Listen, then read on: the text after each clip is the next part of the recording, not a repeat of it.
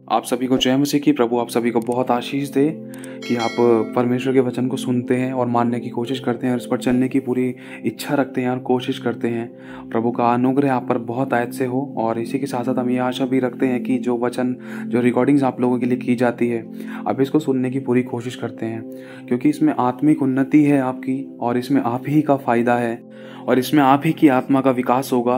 क्योंकि आपको नीति वचन के द्वारा बुद्धि, ज्ञान और समझ की बातें सीखने और सुनने के लिए मिलेंगी, और उन पर आप चल भी पाओगे। प्रभु का आत्मा आपसे बात भी करेगा, आप चुनाव भी कर पाओगे। और इसी के साथ साथ जिन लोगों के पास समय ज़्यादा नहीं होता, जो बिजनेसमैन है, वो फ़ोन में भी पढ़ने की पूरी कोशिश करें 10 से 15 मिनट। लेकिन अगर आपके पास समय है तो इसको भी सुनने की पूरी कोशिश करें, या फिर अपने घर पे पवित्र बाइबल का नीति वचन एक एक अध्याय तारीख के हिसाब से पढ़ना शुरू करें। अब हम शुरू करेंगे। आज 4 तारीख है, तो चौथा अध्याय नीति वचन का पहली आयत से शुरू करना है। प्रभु का आत्मा आज अपनी बेटी और बेटों से बात करने जा रहा है। ये बहुत ज़रूरी है। अगर इन बातों पर ध्यान नहीं लगाया तो कहीं ना कहीं चूक के कारण गिर सकते थे या कुछ खो सकते थे। प्लीज़ इस बात को समझना, अपना समय देना, ये आप ही के लिए फ़ायदेमंद है। लिखा है पहली आयत में, हे मेरे पुत्रों, मतलब प्रभु अपने पुत्र से भी कह रहा है, अपनी पुत्री से भी कह रहा है, पिता की शिक्षा सुनो। पिता कौन? परमेश्वर यीशु, परमेश्वर की शिक्षा, मतलब ये वचन जो ये शिक्षा दी जा रही है, इसको सुनो और समझ प्राप्त करने में मन लगाओ। समझ कैसे मिलती है? परमेश्वर को खोजना ही समझ है। क्योंकि मैंने तुमको उत्तम शिक्षा दी है, मेरी शिक्षा को मत छोड़ना। देखो मैं भी अपने पिता का पुत्र था, मतलब यीशु कह रहा है मैं भी अपने पिता का पुत्र था और अपनी माता का अकेला दुलारा था, और मेरा पिता मुझे यह कहकर सिखाता था कि तेरा मन मेरे वचन पर लगा रहे, तू मेरी आज्ञाओं का पालन कर, तब जीवित रहेगा। और 5वीं आयत में लिखा है, बुद्धि को प्राप्त कर, मतलब परमेश्वर का भय मानता रहे। समझ को भी प्राप्त कर, मतलब मुझे खोजता रहे, उनको भूल ना जाना। ये सब काम करना छोड़ मत देना मेरे बेटे, भूल मत जाना, और ना ही मेरी बातों को छोड़ना। प्रभु कह रहा है 6ठी आयत में, बुद्धि को ना छोड़, वह तेरी रक्षा करेगी। मतलब बुराई का भय मानना मत छोड़।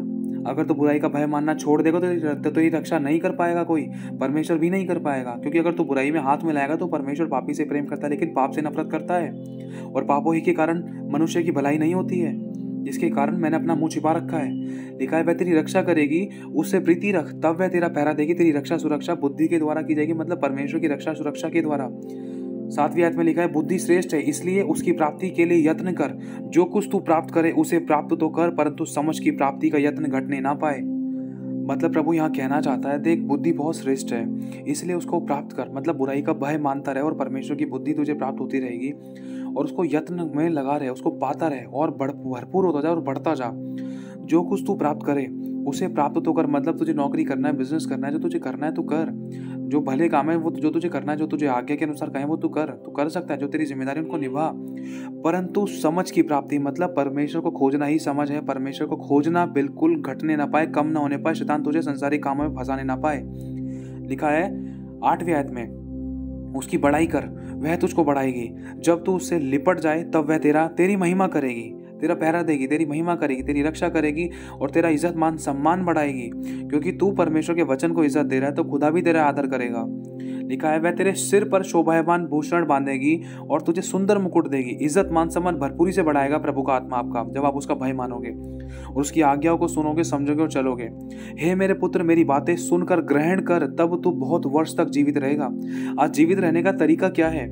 प्रभु कह रहा है, हे मेरे पुत्र, मेरी बातों को सुनकर ग्रहण कर, ग्रहण करना, इनके अनुसार चलना, तब यही तरीका है। प्रभु की बातों को सुनने के कारण ही एक मनुष्य बहुत लंबे टाइम तक जीवित रह सकता है।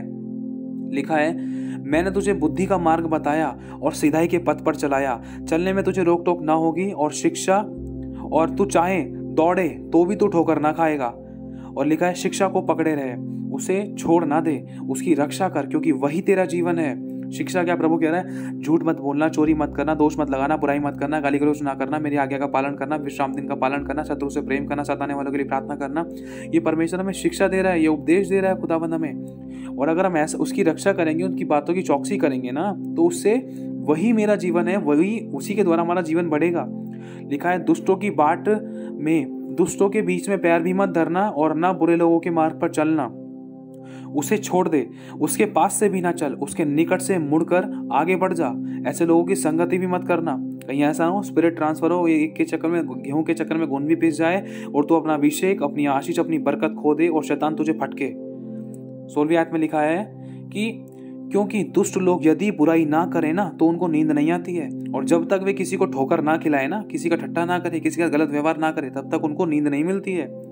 और वे तो दुष्टता से कमाई हुई रोटी खाते हैं और उपद्रव के द्वारा पाया हुआ दाख मधु पीते हैं। परंतु धर्मियों की चाल उस चमकती हुई ज्योति के समान है जिसका प्रकाश दोपहर तक अधिक अधिक बढ़ता रहता है।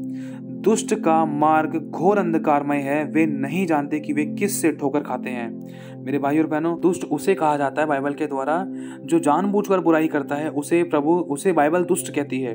लिखा है दुष्टों का मार्ग घोर अंधकारमय है। जो लोग जानते हैं कि झूठ बोलना पाप है लेकिन फिर भी झूठ बोल रहे हैं और उसी की कमाई कमाकर अपने मतलब या घमंड कर रहे हैं या हर वो काम कर रहे हैं जो खुदा की दृष्टि में बुरा है, लेकिन वो जानते हैं कि वो नहीं करना चाहिए बहुत सी चीजें, लेकिन फिर भी कर रहे हैं, तो उसे दुष्ट कहती है बाइबल। जो सच को जानकर भी, जो सच्चाई को जानकर भी, जो आज्ञाओं को जानकर भी दुष्टता दिखा रहा है, जो अनाज्ञाकारिता कर रहा है, तो लिखा है साहब दुष्टों का मार्ग घोर अंधकारमय है, वे नहीं जानते कि वे किस से ठोकर खाते हैं। लिखा है हे मेरे पुत्र, मेरे वचन ध्यान धर के सुन और अपना कान मेरी बातों पर लगा।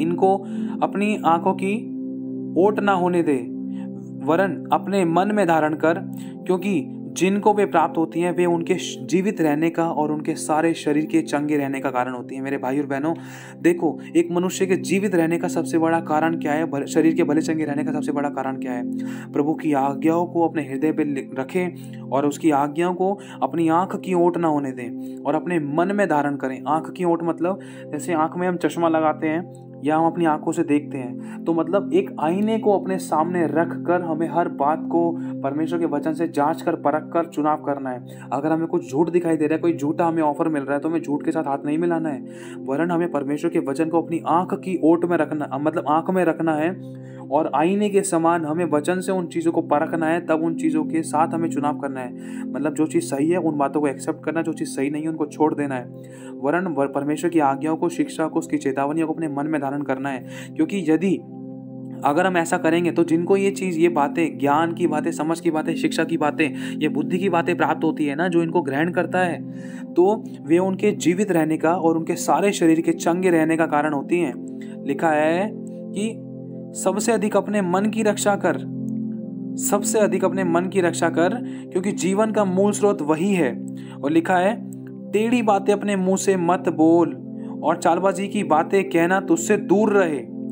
टेढ़ी मेढ़ी बातें मतलब निकम्मी, व्यर्थ और जिनका कोई मतलब नहीं है, ऐसी सी बातें बोल रहे हैं जिनका कोई हाथ पैर नहीं है, ऐसी सी बातें बोल रहे हैं। प्रभु कह रहा है कि टेढ़ी बातें अपने मुंह से मत बोल और चालबाजी की बातें कहना तो उससे दूर रहे, कि हम कहीं बातों बातों में किसी को निकम्मा ना ठहरा दे, बातें बातें में किसी को नीचा ना कर दे, कहीं हम अपने आप को ज़्यादा ऊंचा उठाने के चक्कर में बातें बातों में कहीं हम मतलब चालबाजी ना कर बैठे किसी के साथ। प्रभु कह रहा है सबसे अधिक अपने मन की रक्षा कर, क्योंकि जीवन का मूल स्रोत वही है। क्योंकि लिखा है जैसा तू मन में सोचती है, जैसा तू मन में सोचता है वैसा तू है। इसलिए प्रभु कह रहा है कि तू सबसे पहले, सबसे अधिक, सबसे ज्यादा तो अपने मन की रक्षा कर, कि शैतान तेरे मन में कड़वे बीज ना बोने पाए, शैतान तेरे मन में कड़वी बातें, गलत विचार, गलत काम, गलत शब्द, गलत योजनाएं ना डालने पाए, जिनको तो अपने शरीर के द्वारा पूरा करे। कहीं ऐसा ना हो जो तू सोच रहा है, क्योंकि लिखा है कि मनुष्य को एक ऐसा मार्ग है जो सही लगता है लेकिन उसके अंत में मृत्यु मिलती है। कहीं ऐसा ना हो कि जो तुझे ठीक लग रहा है कहीं वो शैतान की ओर से और उसके अंत में तुझे मृत्यु मिले। प्रभु चेतावनी दे रहा है। लिखा है 25वीं आयत में कि तेरी आंखें सामने ही की ओर लगी रहे, मतलब प्रभु के वचन ही की ओर लगे रहे। जैसे देखो पतरस जब पानी पर चल रहा था, जब वो यीशु को देख रहा था तो वो चल रहा था, जैसे ही उसकी आंखें पानी पर नीचे की तरफ गई, पैरों की तरफ गई, अगल बगल गई, तो लिखा है वो हवा को देखकर डर गया और वो डूबने लगा। हवा जो दिखाई नहीं देती, जो समस्या दिखाई नहीं देती ना, जो चीज़ दिखाई नहीं देती, वो भी एक समस्या बनकर खड़ी हो सकती है इंसान को गिराने के लिए, और इंसान फिर डूब जाता है।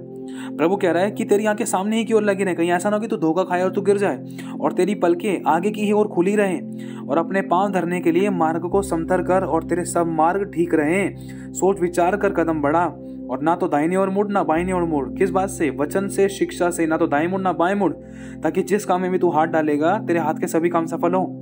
अपने पांव को बुराई के मार्ग के चलने से हटा ले, मत चल।